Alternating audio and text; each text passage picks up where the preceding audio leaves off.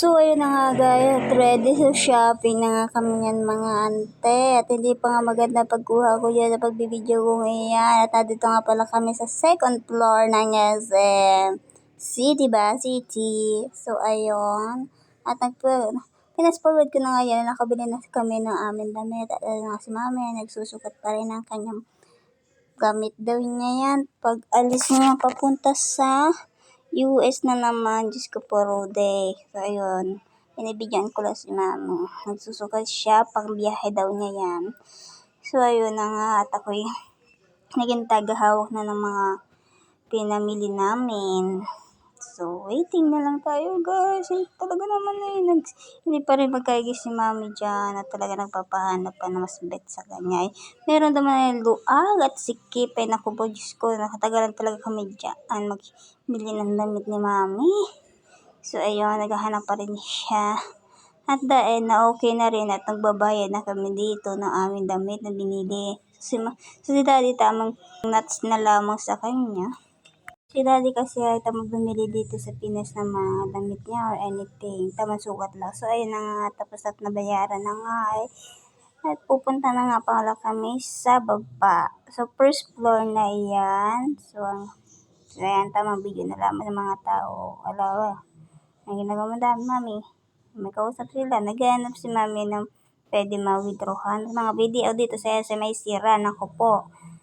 Hay, nako talaga SM.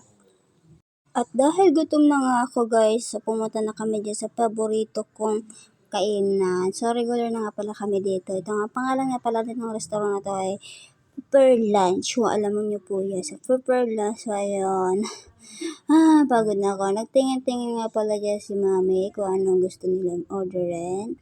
At syempre sa akin, yung regular talaga para sa akin, chicken rice with cheese. So, yun talaga yung akin.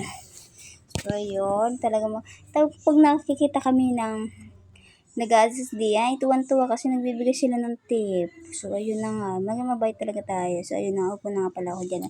Nayan ko na lang sila mami magbili. Talaga ng gusto nila. Kasi ako nasabi ko na sa kanila kung ano nga aking bibilin at tamang tahimik na lang ako sa isang tabi. Ay, akala ko nga pala yan yung pamimili yan. Yung pala, yan. So, ayun na nga, tamang tahimik lang ako sa isang tabi habang hinahantay sila daddy at mami na matapos sa pag-order. So, actually, mabilis lang maka-order. So, and ito na nga yung akin in-order sa kanila at kay mami in-order. So, sobrang init nga niya. Sarap na hanggang huli ay talaga malalapit sa mga sarap. OMG, ubus na. So, ayan na nga at kami ay nasa tapos sa patusan na guys. Then, ayan, bili-bili lang. Ayan na nga at pauwi na kami. So, ayan, napagod na kami mag-shopping, magkala-kala. And then, after that, ito na nga ako at taga-antay na lang kay daddy. Kasi paano ba naman, super layo naman kasi ito ang pinagpark. At ayan, inaantay namin yung kotse. At ang tagal din ni daddy kasi matlayo ang parking niya. So, tamang pa. Eme lang dyan. Oops, ayaw, wata. So, ayan.